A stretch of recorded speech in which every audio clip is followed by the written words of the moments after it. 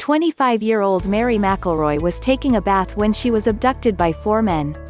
The men broke into the house with a shotgun and waited for Mary to get dressed, before taking her to an old farmhouse and chaining her to a wall in the basement. Her father was a rich man, a gold mine for ransom money. The men settled for $30,000 for Mary's release. She left unharmed. 3 of the men were captured a month later and sent to trial. However, Mary said that she was well cared for during the 29 hours in captivity. One of the men apparently gave her flowers. She was riddled with guilt, and publicly sympathized with the abductors, so much so that she asked for the sentence to be reversed.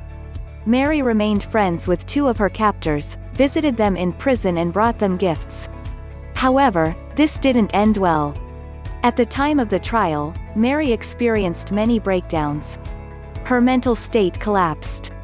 She committed suicide and left a note reading, "My 4 kidnappers are probably the 4 people on Earth who don't consider me an utter fool." The term, Stockholm, describes a set of psychological traits that was initially observed in people who were taken hostage during a bank robbery in 1973, in Stockholm. What happens is that a person in captivity may develop a bond with their aggressors. The feelings can range from empathy, to the illusion of romantic interest and anger towards the law. Victims who have been rescued are described as being in a trance-like state. Their concept of right and wrong becomes muddled. If the captor doesn't harm the victim may feel gratitude for keeping them alive. One possible explanation for how the syndrome develops is that at first, the victim may be threatened, thus establishing fear.